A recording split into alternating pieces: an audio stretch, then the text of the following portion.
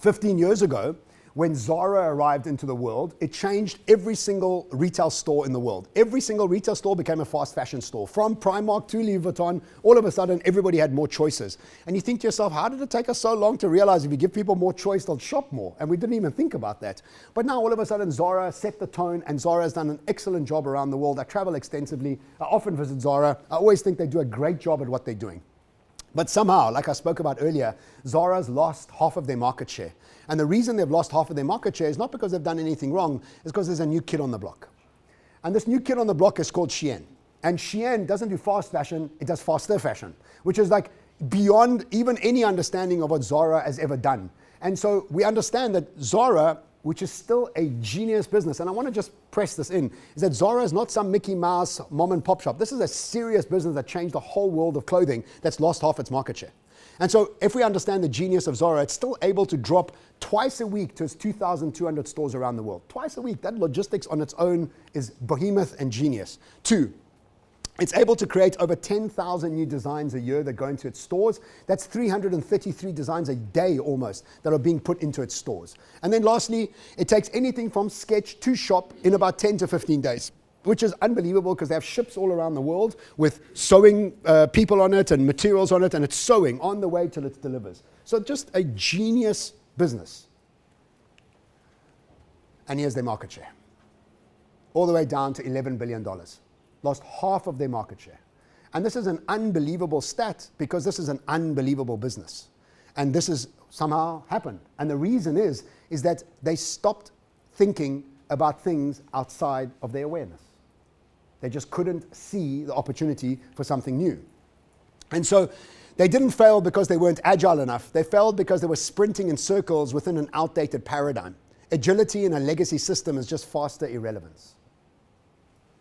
And this is what VW did. VW became excellent at efficiencies in combustion engines and diesel engines, and they don't mean anything. You can be as good as you want in those engines, it's irrelevant in the world we're moving into.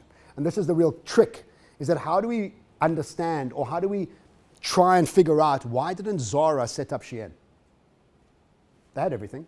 They got billions and billions of dollars. They got very, very smart people. They must probably have Accenture, McKinsey, and every other Tom, Dick, and Harry up there helping them. What happened? It's a lack of awareness. Just a lack of awareness. And I'm going to unpack awareness by the end of today. So I want you to keep thinking about is, how do I evolve my awareness, and how do I understand what awareness is, and how do I actually evolve it? So let's talk about this new kid on the block, which is, when it arrived, was obviously worth zero and now shot up to $100 billion, come back down to 65 and about to IPO in London. Was supposed to IPO last year. This year there's some delays happening, but they reckon it's going to IPO at $100 billion. And that's 10 times what Zara's worth.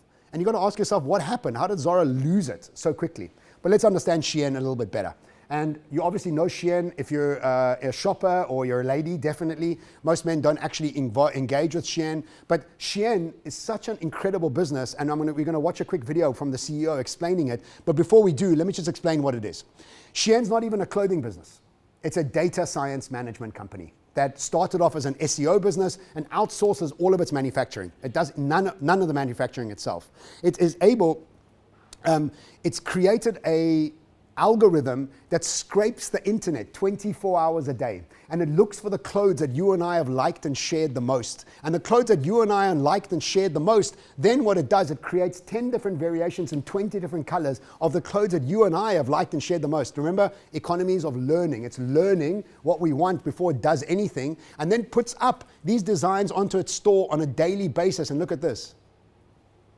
Every day it lands 10,000 new products into its website. Do you remember Zara, how many it does? 10,000 a year. This does 10,000 a day.